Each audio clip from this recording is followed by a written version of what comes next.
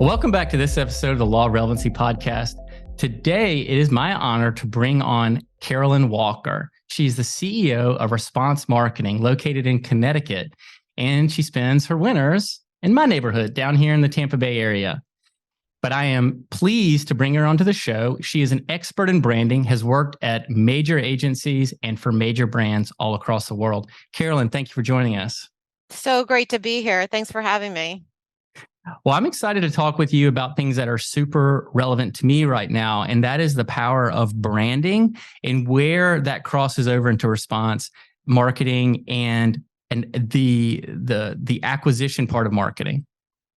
Yeah, it's a good question and a great topic. We think about it an awful lot. I think there's a lot of conversation going on right now around, brand versus performance, and I don't really see it as a this or that. They're not really against each other. I think of, if you do great brand marketing, you'll have an impact on performance, a positive impact, short term and long term.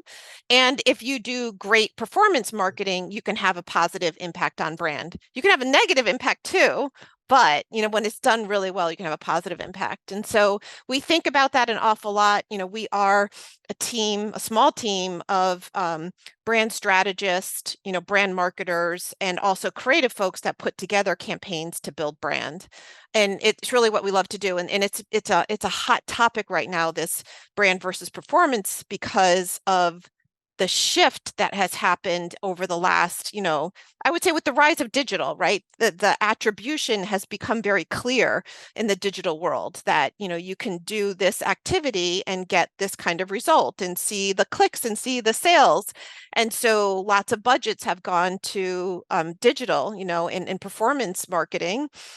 And to me, at the detriment or loss of brand. And it's proven in lots of models that show that you can, when you take your eye off a brand, you slowly deteriorate your base sales. So I was just going to jump in there. I like to think about it, in order to talk about it in a way and kind of relate to some of this for the people who aren't marketing professionals that are watching this. I like to think about a lot of marketing and branding and advertising a lot like a relationship, like dating, right? And so branding is the part where you're working on yourself. You're becoming a complete person. You're becoming somebody that other people want to be around and those types of things. And the performance side is trying to go to the bar to pick someone up. That's the way I kind of look at it. And so one is very, very short term and shallow, and it could be temporary and those types of things. And the other is a practice that you do to build long-term relationships and to attract and to build a bigger funnel. And I know it can be crass kind of thinking about it that way, and so to speak, but it's an experience that a human experience we can all relate to. And I find it relevant at times to think about it in those ways. Yeah, no, you're absolutely right. And in fact, brand marketing is for the long term, and you're really trying to get those buyers who are out of market, right? So what do you have to do to attract those folks that are out of market? It's if you think about it, it's a much broader audience. Right. It's not just your customers or it's your prospective customers. It's actually your team members. It's your if you have investors or analysts looking at your business, it's all of those people. You want to kind of attract the widest market possible, and really build brand by telling them not just what you do and how you do it, but why you do it, right? Why do you exist? And create more of an emotional attachment to between the customer, the audience, and the brand. And I think your dating analogy is actually a really good one. And in fact, we see brands or we try and look at brands in how they might manifest themselves as a person, right? And we do that because you're selling this thing to customers who are people. And so you have to be attractive to that customer. And how you do that is, create the persona or the archetype of the persona around the brand, so that people find you, likable or lovable or whatever that attribute is that will attract them to you and be relevant to to the thing that you're selling. So you're absolutely right. How does a corporation, so obviously branding, typically we're talking about bigger budgets, bigger dollars, the smaller businesses that are just worried about, their revenue short term, like what am I doing over the next quarter? What am I doing over the next month, half year, year? Those types of businesses that are mainly focused on that, a lot of times they'll concentrate their money on the performance side. And then the larger corporations that, like when I look at your background, I mean, you've got companies in there that are over 100 years old. Mm-hmm. Carrier stands out to me as an example. Companies that we've known for like our whole lives, like Tylenol, I mean, so those are the types of companies that are really confident they're going to be here tomorrow. So they're thinking more long-term in how do they create awareness and become on that or get on that short list in people's brains and in their minds. So when somebody thinks I've got a headache, like I've got choices, I can do Tylenol, I can do Advil, I can do Aleve, right? How do I get on that little mental search engine? How do I get on that search results page? And you do it through branding. So how does a corporation, when they're approaching the challenge of like, okay, I've got budget for branding and I've got budget for performance, how do we figure out how to split that up? Yeah, well, it's a good question, and there's lots of research out there now that advises or shows, the amount that should be spent on each. And there are two individuals that have done a lot of research in this space, and it's Les Binet and Peter Fields. And they've studied the effectiveness of marketing and advertising for a really long time. And their suggestion is that performance in the B2C space be about 26 to 30% of your spend, and brand the rest of it. And then in the B2B space, it's more evenly split. So 50-50 or 54, 46 in the B2B space. So there are some kind of, and this is what they have found based on all of the research that they've done and what the effective levels are. The thing that I would say about branding, though, it's not just advertising, there are ways to build brand, even outside of advertising. You have to think of all the touch points that you have with your customer. And so, listen, some of our clients are restaurants, right? And so think about the touch points that they have. They have obviously their website. Most companies have a website, but they have a website that's the digital manifestation of their experience, right? Hopefully in store. And if it's not a manifestation of their experience in store, then it should be, right? They have to fix up their site and give them a great experience, an experience that's similar to what they have in the restaurant. We're huge proponents of, your team is a big part of your brand. And so, and your team, by the way, has a voice and opinion and influence as well.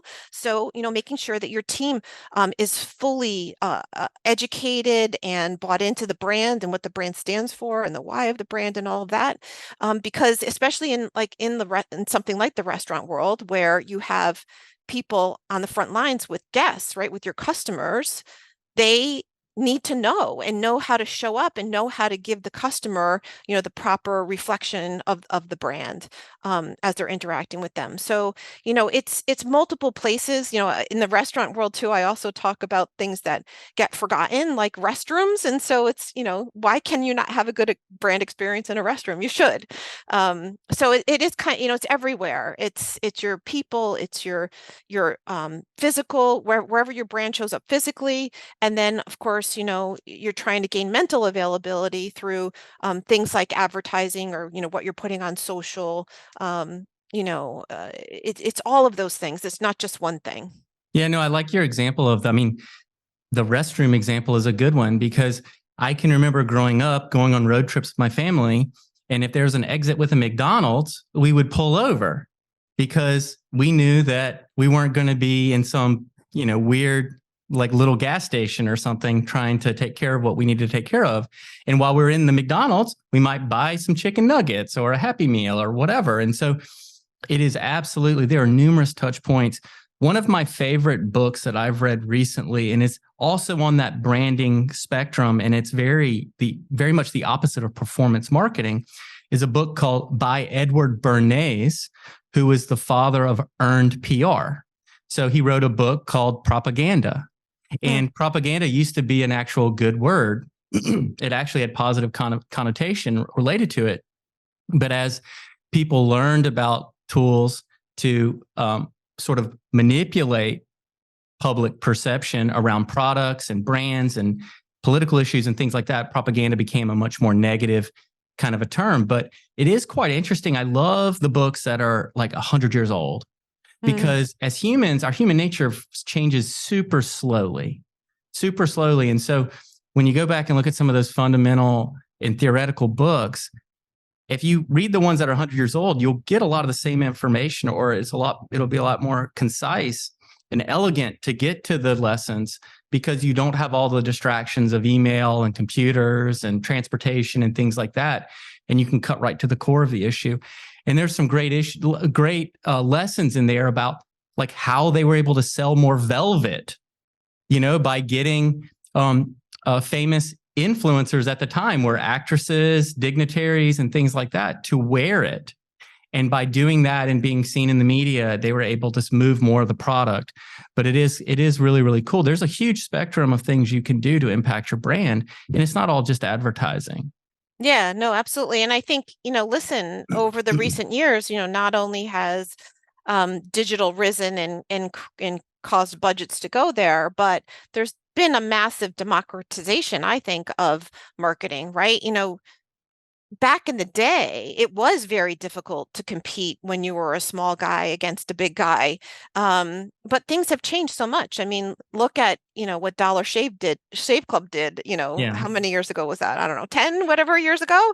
And, they put all the big guys on their backs because they came up with this brilliant idea and they made this really funny, incredible video that went, quote unquote viral. And all of a sudden, they got all this attention on them and they broke all the rules and did things differently. But it's because they were able to get those tools and marketing assets and tools, that they used to their benefit, and they were able to compete with the Schicks and the Bicks of the world. And I think that that's very true.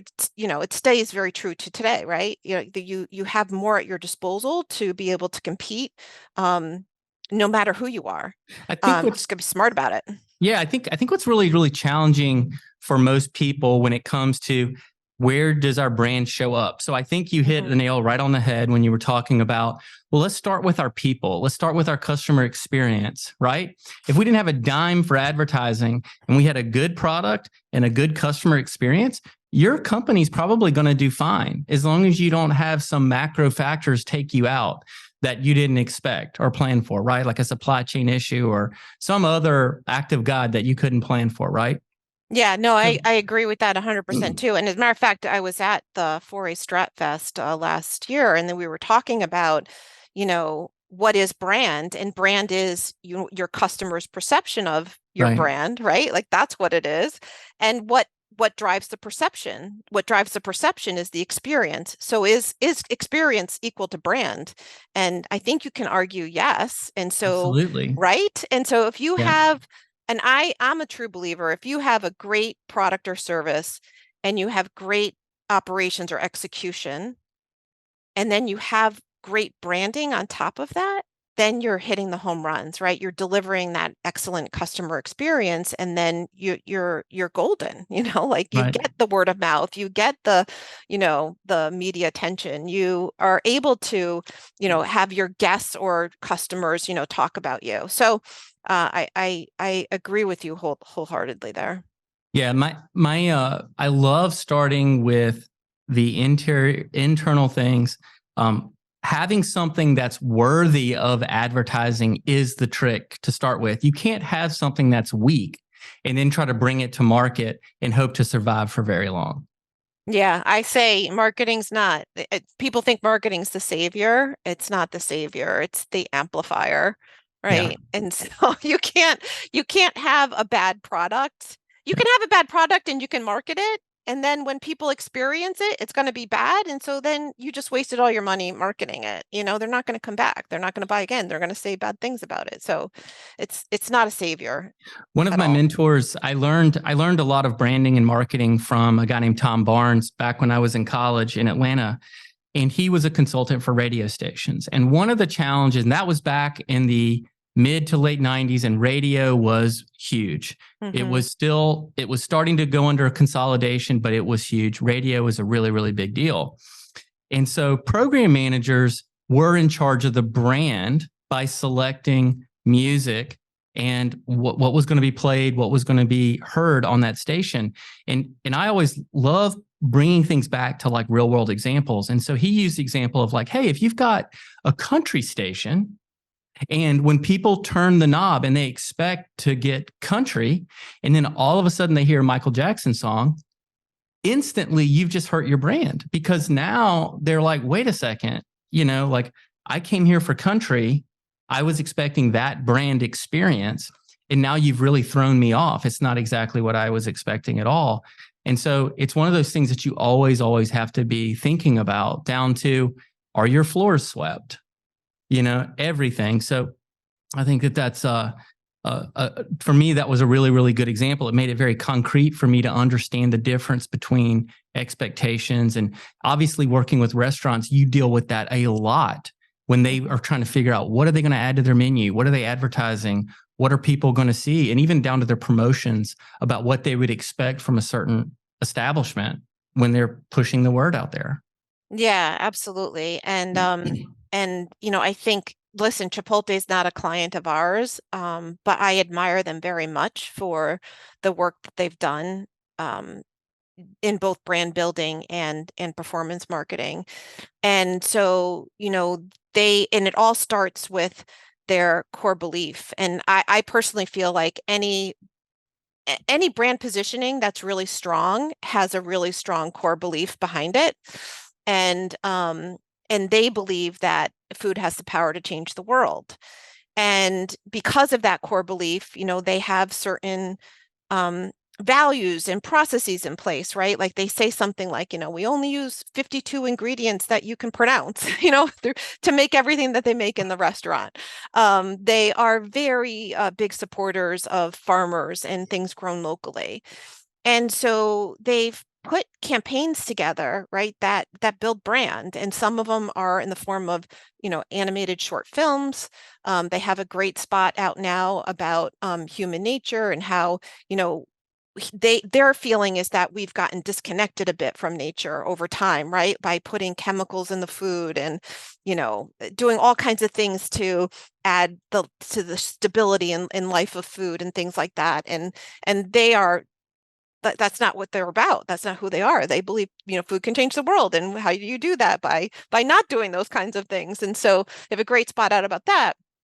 And I think it makes you feel very positive about the brand when you get exposed to that kind of messaging, right? You know what they're about, you know what they're doing, you know what to expect if you're a new customer into the restaurant, that the stuff is going to be, high quality food that's made right in front of you and all of that. And so that's what they're doing to capture audience attention, right? At a broad level. And then at the narrow level, what are they doing to drive frequency in the restaurants? They're not talking about the $5.99 burrito. They're talking about their new chicken al pastor, right? It's a new menu item that's like, okay, now people who are like me and have affinity to me have another reason yet to come in for this thing. And it's not a price point driven thing. It's a new product offering thing. So I think it's very smart. It's very well done. And they are, they're protecting themselves from competitors, like they're keeping competitors Correct. at bay by having this, right? Yeah. And at the same time, I think, restaurants in particular, I know this is, across all industries right now, where you're at, they in particular, though, have issues with transportation costs, right?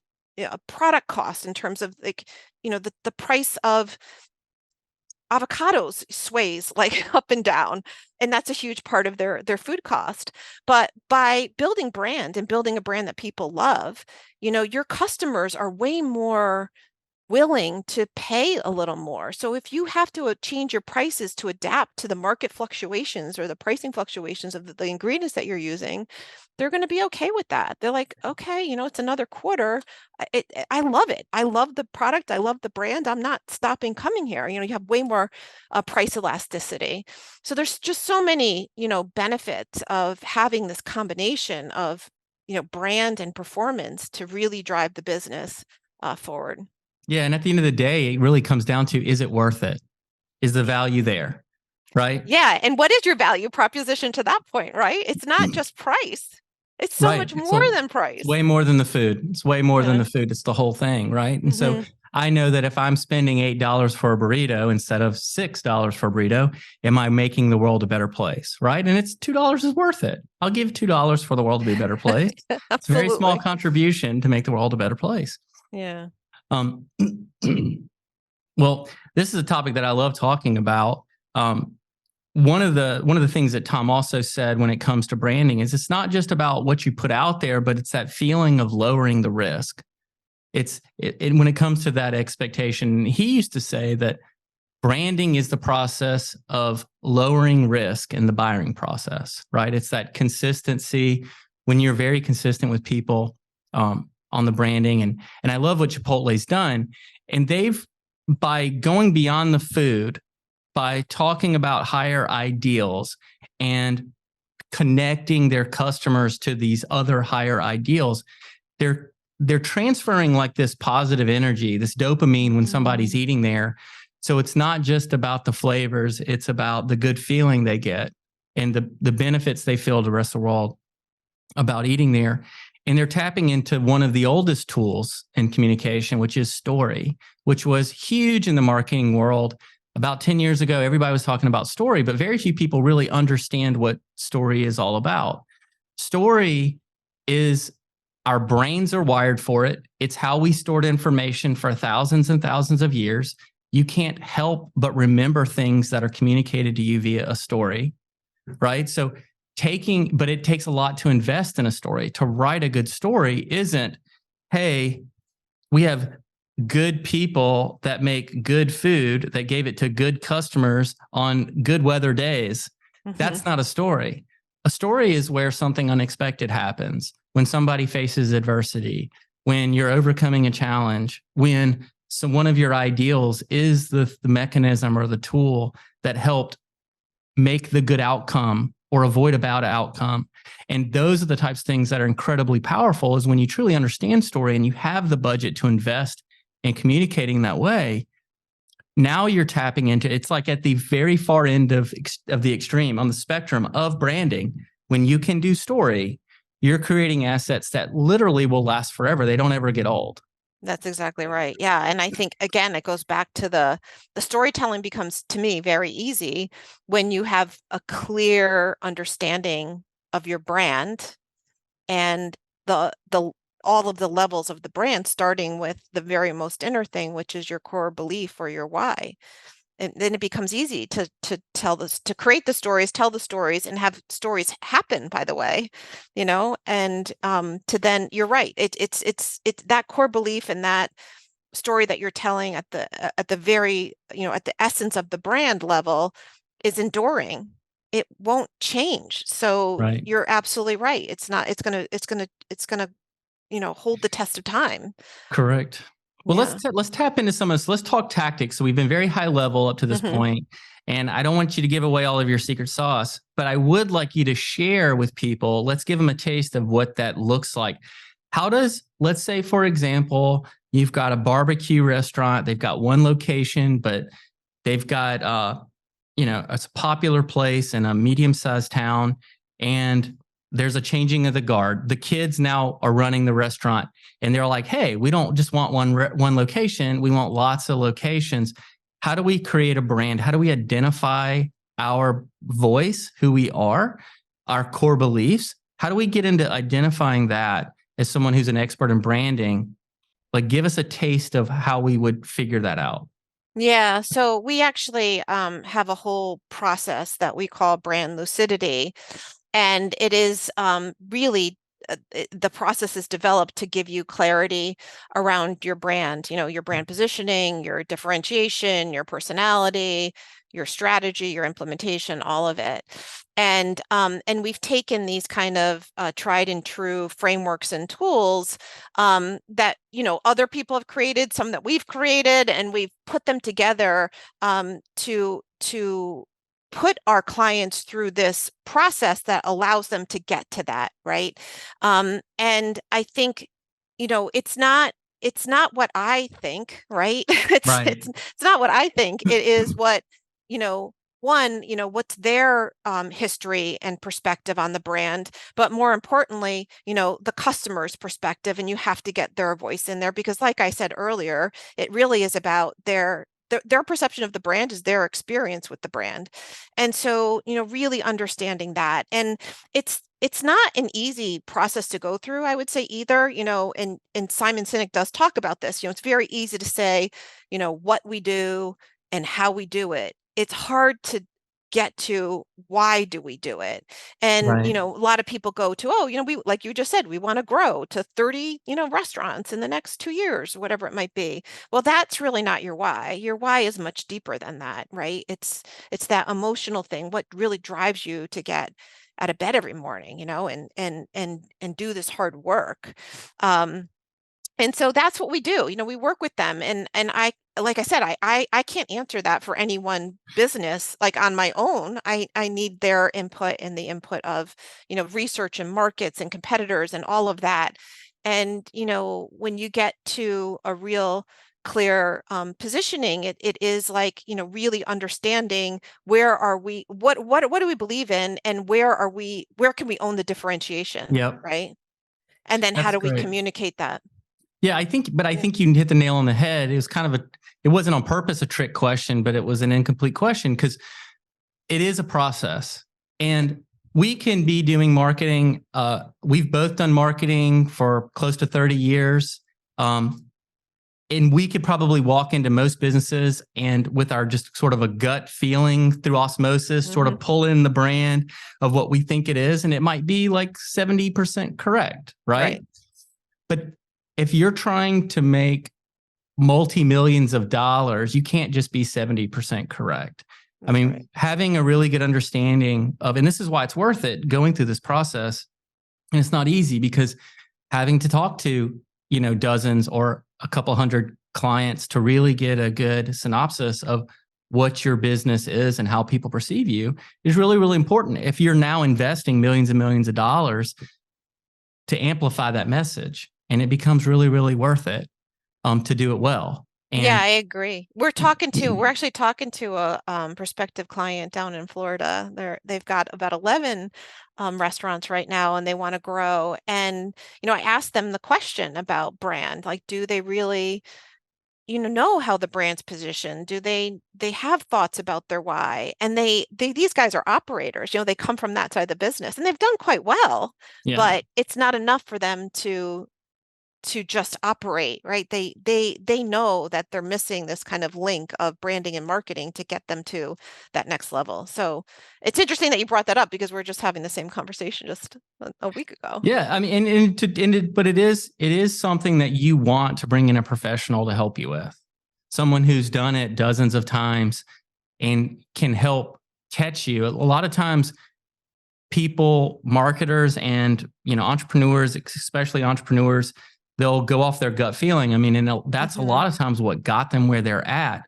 But when you're building that team of professionals around you to take you to that next level, it's important to have some of that expertise. So that way, someone can hold you accountable. Somebody can push back if you're not within the process. And if you have really strong personalities, like a lot of entrepreneurs can be, sometimes if you're not as strong as they are from a marketing stance, they can push you out of process. You end up with a less good result. Yeah, I don't disagree with that. And I think also by bringing in experts who have done it, many, many times, you're shortcutting the process too. So, I think I wouldn't say that people can't figure it out. I think that they could, an entrepreneur could figure it out, but it might take them a lot longer. So if you're interested in going faster, I would definitely bring in outside help. And then once you've got the branding done, now it's time to start designing campaigns and like cohorts of messaging that move through the life cycle of the business and the customer experience, right? That are all impingent on that brand, which become performance marketing. 100%. I mean, there's, like I said, you have to think about every single touch point. I mean, marketing isn't just advertising. It's so much more than that. And good branding is not just advertising. It's so much more than that. So you have to think about, and I think that actually customer journey mapping is an excellent way to really think about all of those touch points of your customer, both out of market and in market, and what does their journey look like. And nowadays, obviously, it's not linear. It's very, all over the place, but just kind of understanding that helps you really pinpoint, where are our areas of opportunity? Where's the low-hanging fruit, by the way, too? How do we prioritize the things that we want to do, right? Low effort, high return, or low cost, high return. Like you're going to do those things first, and make the biggest difference. It was funny. We did an exercise with one of our restaurant clients on the whole takeout and delivery process, and we did a journey map. And one of the things that we came to this insight is that when people, whoever's going to pick, so it's a carryout order, someone goes to pick it up, we thought that we all had the same experience. We go, like, we're the driver, we're going to pick it up. We can relate to this because we do it ourselves. Go to pick it up. We get the food. It smells amazing. It's sitting in the back seat of the car, in the passenger seat. And what do? Like, you invariably rip the bag open, and you're going to help yourself to a French fry or a chip or whatever it might be. And so we thought, wow, this could be a moment to differentiate by gifting the person who's picking, that is the volunteer to go pick up the food for the takeout order, with a little thing to nosh on their way home, right? Like, give them a water or a Coke or whatever, and a little bag of chips. And so they're happily driving home saying, hey, you got my experience. I don't have to rip into the bag and make a mess out of my car. I have this little thing that I'm taking because I'm the one that volunteered to pick up the food. Or let the heat out, because when they get home, those French fries are not going to be the same as if they had them right away. So that's right. By giving them that little piece, they're able to keep the food fresher for the rest of that. And what does that say about the brand? Exactly. Like, you got me. You understand. You're thinking through everything. So that's exactly what I'm talking about. Brand touches everywhere. And how do we make that experience delightful? And maybe it turns into something they end up talking about too, right? So then it naturally goes out to more people than you maybe even anticipated. Well, that's great. Well, Carolyn, thanks for joining us today. Where's response marketing headed? Where are you guys going next? So it's a good question. We really have shifted and morphed as an agency over the last 5 to 8 years into this, what I'm calling a mini hybrid, where, we are, very solid brand strategist plus the kind of creative execution on brand. And so that's why I think we're like more of a hybrid agency that way. And I just see that path growing for us. We have become incredibly valuable to the clients that we work with. I would say more than ever, because we have really studied branding and helped our clients with the brand strategy part. So I see us continuing going to that path. I think that we're going to stay on the small side. We like being small. We don't have these massive growth plans to be, a certain number of people within our agency. We prefer to have really intimate relationships with our clients and be very selective about who we work with. So I would say that's the future. And I think, us being a valued partner to our clients is really what we're after. Absolutely. Well, we are, after all, like the business psychologists. Like, when we understand our business's brand and who they are, we are the psychologists. They need to come to counseling on a regular basis to keep their business healthy. So that's great. Well, where can people follow you and your thought leadership? So our company website is response.agency. You can check us out there, which will lead you to all of our social channels. My email is Carolyn, Carolyn, @response.agency. People can reach out to me direct. I'm happy to connect with anyone. And of course, it's Carolyn Walker on LinkedIn if you search me. That's great. Well, thank you for joining us, and we'll check you out and follow you there.